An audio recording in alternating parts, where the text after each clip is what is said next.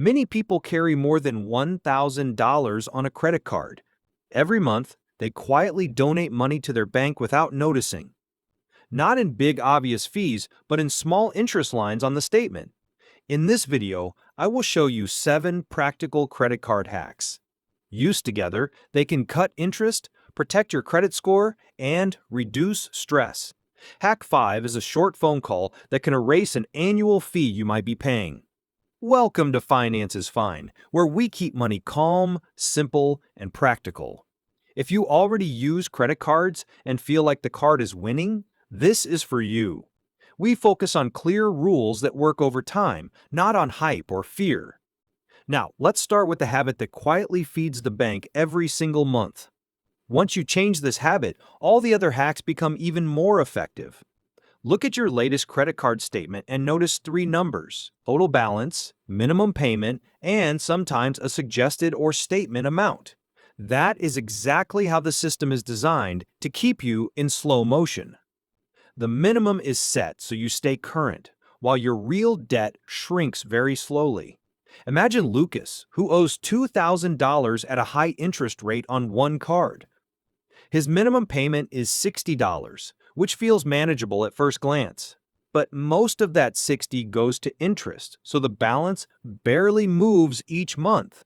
Month after month, Lucas pays, yet he feels like he is standing still. Hack 1 is simple. From now on, treat the minimum as a warning sign, not as your goal each month.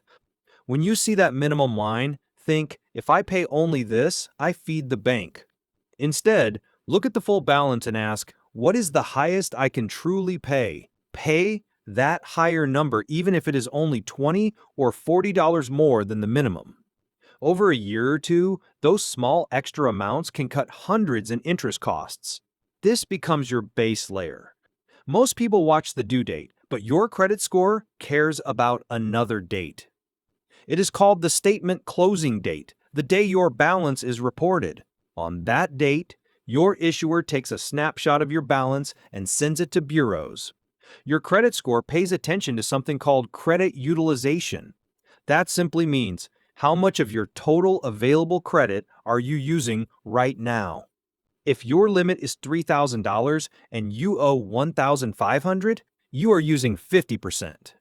Many experts suggest staying under about 30%, and lower is often better. So hack 2 is this: make an extra payment a few days before your statement closes. That way, the balance in the snapshot is lower, even if you use the card later. Imagine Anna with a $3,000 limit and a usual balance of $500. Her statement closes on the 20th, so she sets a reminder for the 16th. On that day, she pays enough to bring the balance down to around $800.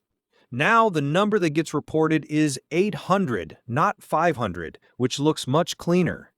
She is not sending more money over the month, just sending it at a smarter moment. Banks earn more when your balance sits high for most of the month, then drops once. Interest is usually calculated on your average daily balance, not just one day. So if the balance stays high, the cost grows quietly in the background. Hack 3 is to break your payment into 2 or 3 smaller payments each month. For example, if you are paid on the 1st and the 15th, send a payment each time. Then still send a focused payment before the statement closing date, like in Hack 2. Imagine 2 charts. One balance line stays high and falls once, the other steps down often. With the second approach, you cut interest several times instead of just at the end. You are not punishing yourself, you are simply shortening the time your balance sits at the top. This pairs perfectly with hacks 1 and 2 to make your card more manageable. You have probably seen ads for 0% interest on balance transfers for 12 months. Used with a clear plan, these offers can reduce interest dramatically for a while. Used without a plan, they become another long-term cage full of old debt. Hack 4 is to turn a promo card into a sealed debt box with a deadline. Imagine you move $2,400 to a card with 0% interest for 12 months. Divide $2,400 by 12 and you get $200 per month as your target payment. Set automatic payments for $200 every month so the balance reaches zero on time. During that promo period, do not treat this card like a fresh wallet for new spending. For that year, it is a debt-only card, just a clean box holding old balances. Watch out for the transfer fee, which is often around 3% of the balance. On $2,400, that fee is about $72, which can still be cheaper than interest. Also, check what happens when the promo period ends and the usual rate kicks back in. Ask yourself honestly, can I commit to this fixed schedule for the entire promo period? If yes, this can buy you time without extra interest. Card companies often spend more money attracting new customers than keeping existing ones. That is why some banks quietly offer retention deals when you say you might close a card. Hack 5 is to ask for those offers instead of accepting every annual fee as fixed. Call your card company and explain that the annual fee is hard to justify now. Say something like, I like the card, but I may need to close it because of the fee. Then ask, is there any retention offer or a lower fee version of this card available? A few things can happen. They might waive the fee for a year or reduce it for a while to keep you. They might let you downgrade to a no-fee version, keeping your account history intact. Imagine your card has a $120 annual fee every single year you keep it. If a retention offer or downgrade removes that fee, that is $120 you keep each year.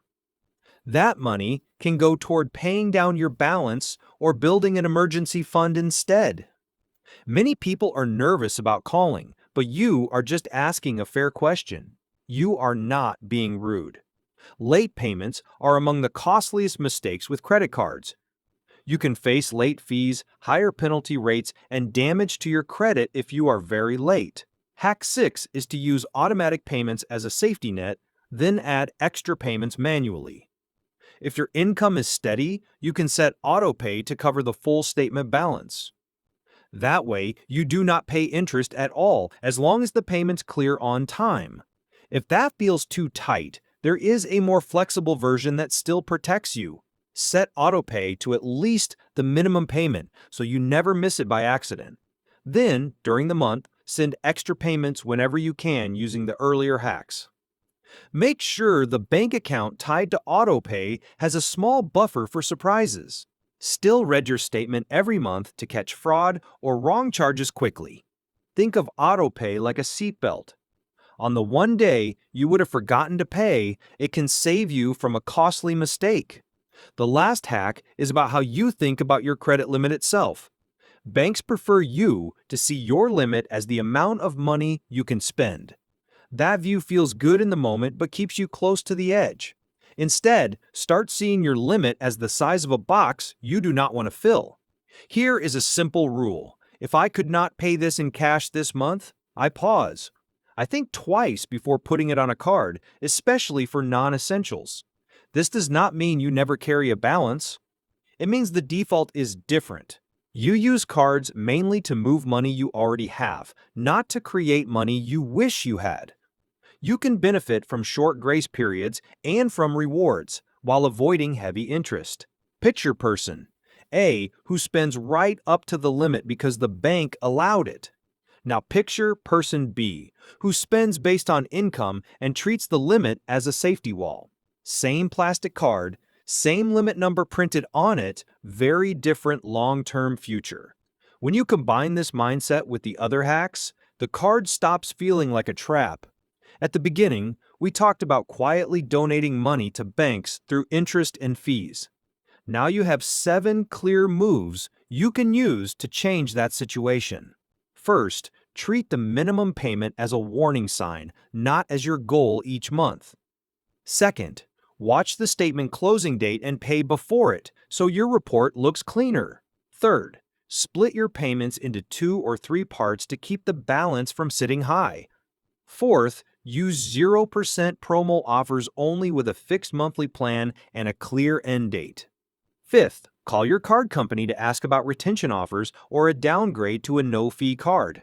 Sixth, Set autopay as a safety net, then add extra payments whenever you can. 7th, change how you see your limit, using it as a ceiling you rarely approach. You do not need to apply every hack this week. Today, choose one action, maybe a statement date reminder, a higher payment, or a quick phone call. Over the next few weeks, add more of these moves until they feel normal for you. If you want calm, clear guides about credit, saving, and investing, subscribe to Finance is Fine. Your credit cards do not have to control you.